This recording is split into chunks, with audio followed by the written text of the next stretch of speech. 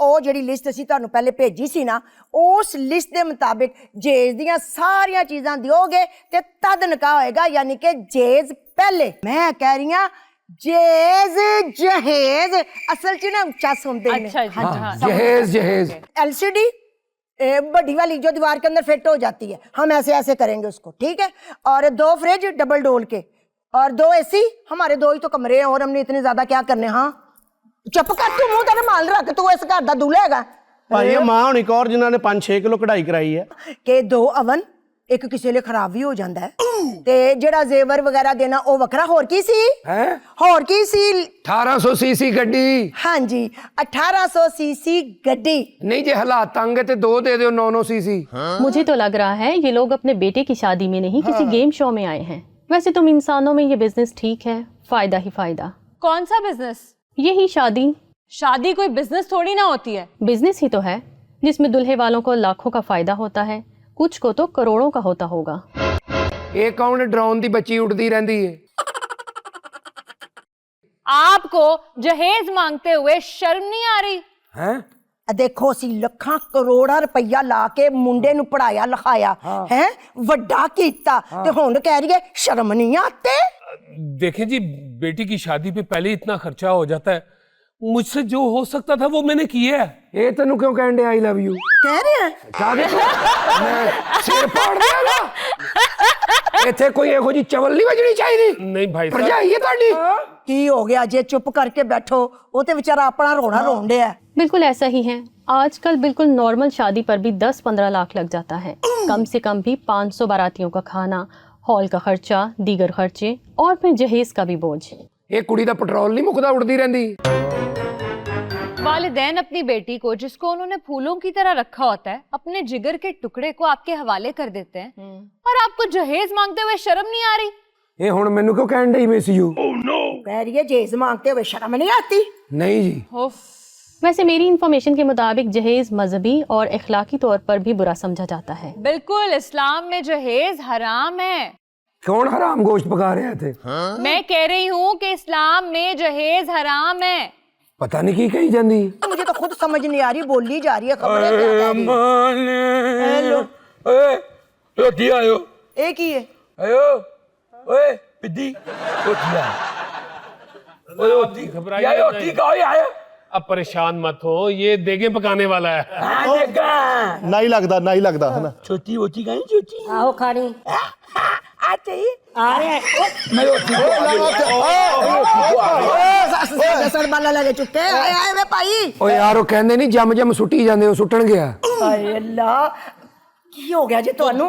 देगों का चक्कर लगवा के वापस छोड़ जाएगा। मेरा निकाह करवा दो जल्दी, मैं ताड़ी मेहरबानी। आप अपने हस्बैंड को समझाएं जो मैं बात कर रही हूँ। जहेज नहीं लेना चाहिए। ओ कह रही है हस्बैंड को, खामद को वो पता नहीं की कुछ कह रही, मैनू नहीं समझ आ रही। देखो ना जदों तिकर जहेज पूरा इत्थे साडे सामने नहीं आ जांदा, असी उदों तिकर विआह नहीं कर सकदे। आखिरी फैसला वे मुंह तेरे मार रख। ते क्यों एडा गुस्सा करन दी? नंबर ही मांग रही ना, दे दे मेरा।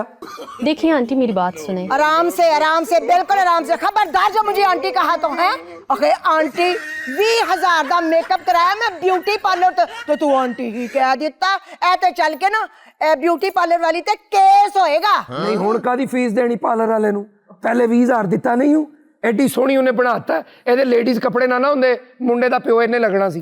ये जो 20,000 का आपने मेकअप करवाया है, इनको आप कान का आला लगवा के देती। कान का आला? हाँ आपकी इस बात से मुझे याद आया। अहले नजर लोग कैंडी किडे आला लग रहे ने, देखे आई? हाँ जो लिस्ट दी थी ना मैंने इनको जेस की, उसके अंदर आला समात का जिक्र भी मैंने किया हुआ है। नहीं तो आपके शौहर के कान का आला ये लोग क्यों लगवा के देंगे? हाँ इसमें हैरान होने की क्या बात है? आप तो हैरान बरान हो रही हैं, हमें भी हैरान कर रही हैं। देखे ना इनकी बेटी का ही उसमें फायदा है ना। जब वहां ब्याह के हमारे घर में जाएगी, उच्चा बोल बोल के गला खराब करेगी, तो उससे बेहतर है ना कि गोल्ड का इनको एक आला ले दे। गोल्ड का आला? फिर आ गया अता ये बच्चे रोटी खवाई हूं तू ही आ जाए। किधरों दी आए ना है? पहले निकाह तो कर लेने दो। क्या पे रोटी खाओ मैं कि हो भी आए यार मैं भाई आए। भाजी मैनू घुग्गू कर दियो माड़ा जा, मेनू भुख बहुत लगी। घुग्गू मुंह तेरे मार रख।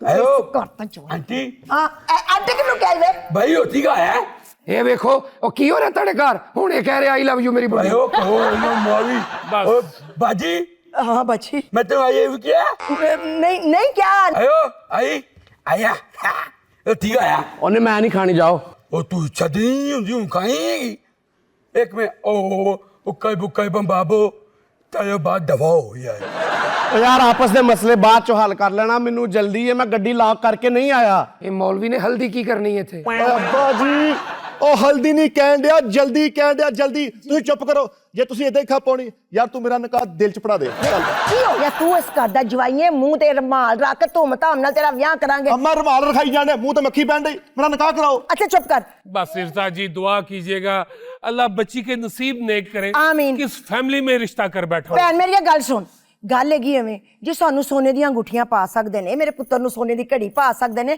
ਤੇ ਸੋਨੇ ਦਾ ਆਲਾ ਲੈਣ ਲੱਗਿਆ ਕਿਹੜਾ ਮਰ ਜਾਣਗੇ ਉਹਨੇ ਮੈਂ ਕੀ ਕਰਨਾ ਸੋਨੇ ਦਾ ਤਾਲਾ ਮੈਂ ਤੇ ਤਾਲੇ ਤੋਂ ਬਗੈਰ ਹੀ ਸੌਂ ਜਾਣਾ ਅੱਬੂ ਜੀ ਤੁਸੀਂ ਚੁੱਪ ਕਰੋ ਮੈਨੂੰ ਇਰਜ਼ਾਈ ਜਹੇਜ਼ ਨਹੀਂ ਚਾਹੀਦਾ ਤੁਹਾਡੀ ਮਿਹਰਬਾਨੀ ਮੇਰਾ ਨਿਕਾਹ ਕਰਾਓ ਉਹ ਤੈਨੂੰ ਨਿਕਾਹ ਦੀ ਕਾਹਦੀ ਕਾਹਲੀ ਹੈ ਕੋਈ ਟੂਟੀ ਚਲੀ ਛੱਡਦਾ ਆ ਗਿਆ इस बात के लिए आपको अपने पेरेंट्स के आगे स्टैंड लेना चाहिए था कि मुझे जहेज नहीं चाहिए। ਪੇਰੈਂਟਸ ਕੌਣ ਨੇ ये आपके पेरेंट्स।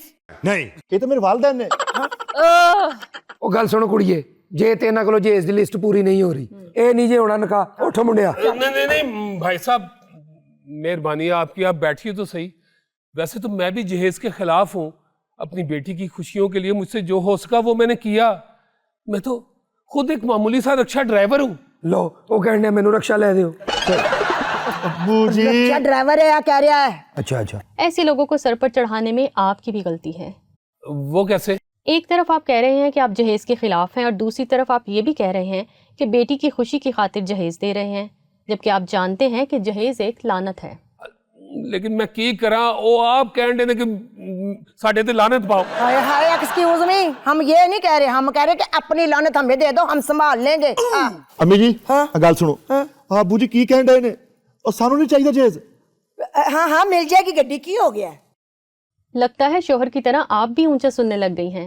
लड़का कह रहा है मुझे जहेज नहीं चाहिए। ਇਹ ਜਦੋਂ ਬੱਤੀ ਚਲੇ ਜਾਂਦੀ ਥੱਲੇ ਡਿੱਗ ਪੈਂਦੀ ਕਿ ਨਹੀਂ नहीं